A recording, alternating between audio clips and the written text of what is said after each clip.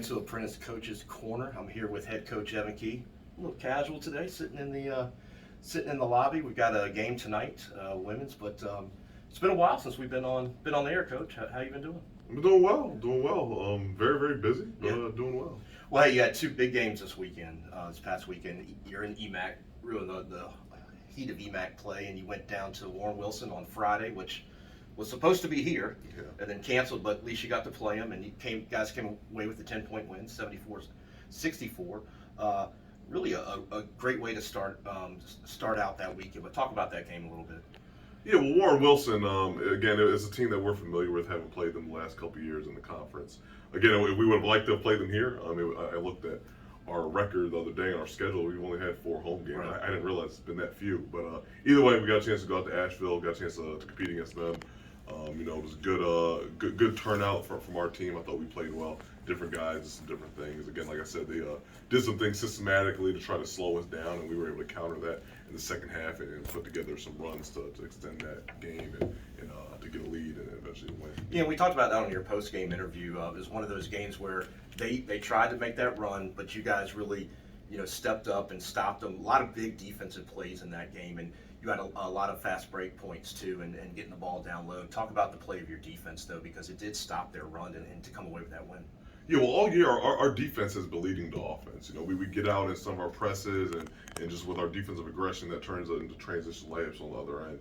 So we know that we're best when we're able to get stops and we're able to get out and run, as opposed to just solely playing in the half court. So we were able to do that against them, and they did continue to counter, and it seemed like we could never shake them. But we made enough plays to keep the win, and we made shots down the stretch. So credit to our guys for that.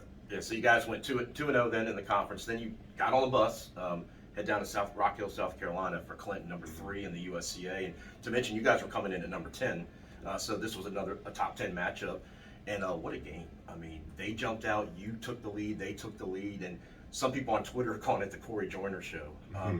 36 points. But talk about that tough game. I think you guys dropped it 85-82 by 3 there at the end, but it really was, I think, battling for that top spot of the EMAC, and you both now are 2-1. But that was a game of runs. It really was.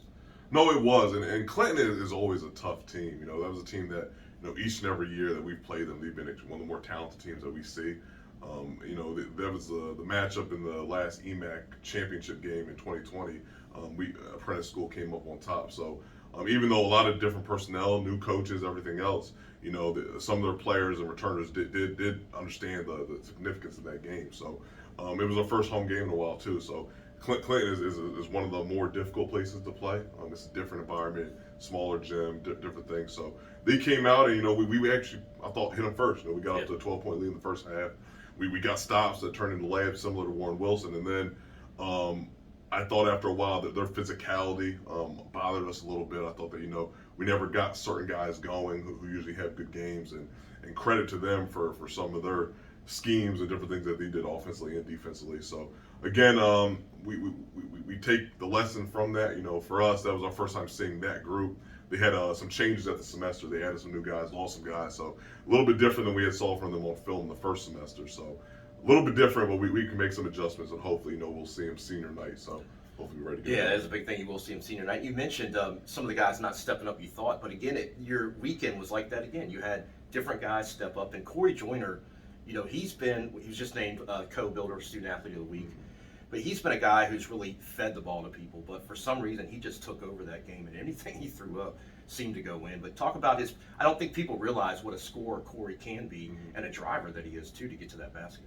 Yeah, well, for one, I definitely appreciate what Corey was able to do Saturday, because I thought we needed it. Like some other guys, we weren't in a great rhythm offensively, so I thought he stepped up and he made plays. And I think he's capable of doing that every night. Obviously, we like the fact that he facilitates, gets other guys the ball, but he is a capable scorer. He is someone who we've seen have 20-point games over his career.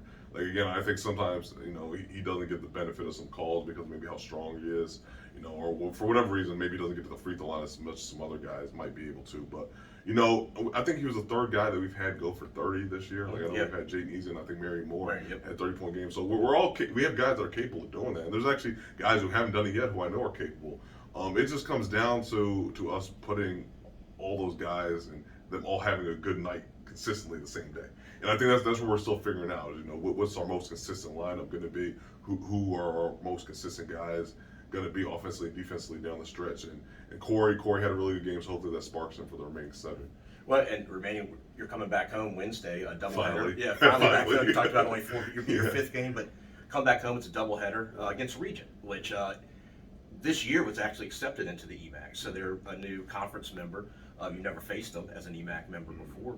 Coming in just right across the bridge. A lot of people don't realize 2 good programs. They're a younger program, but talk about playing them. And I know the game against them was canceled earlier, so this will be the first time you face them this year.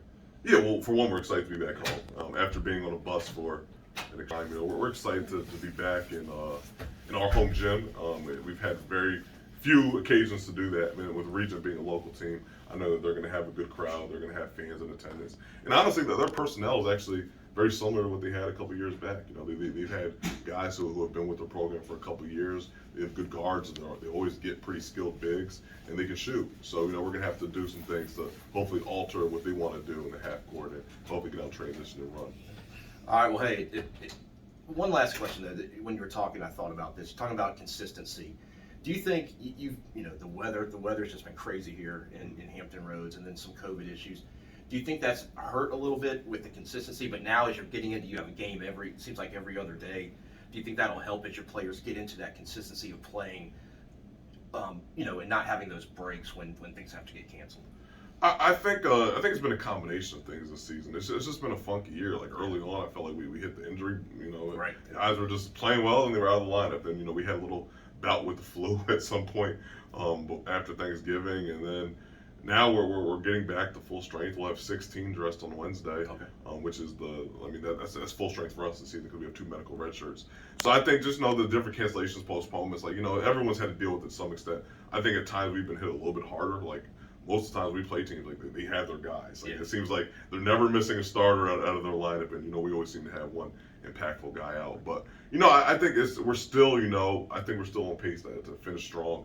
And we're definitely capable as a team of winning games and being successful and playing well. And we've shown. I was telling Coach Allen earlier today that we beat Penn State York, who's right now the #1 team in the USC Division 2 poll. Yep. And we were up 25 with 10 minutes left. You know, we played really well that day. So I know we're capable of beating good teams. And we beat Mary Baldwin. We beat, you know, teams that have gone on and done really well.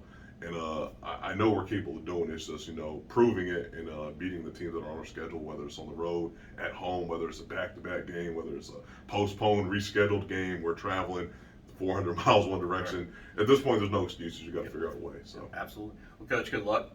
Everybody get out Wednesday when Regent comes here to visit Apprentice. Big Hampton Roads game for small colleges. And these guys are really doing great. And we look forward to it. And then you're back on the road a little bit back home. And But yeah, you've got a lot of home games coming up here that I think will be good as you finish out the season and get into that conference play tournament. And we will talk to you next week. Yes, sir. Yes, sir. Or actually, we'll talk to you Wednesday. But we'll have the coaches show next week. Thanks, everybody, for joining us again. I'm Chris Sawyer for head coach Coach Kee. This is Apprentice Coaches Corner. Go Builders. Go Builders.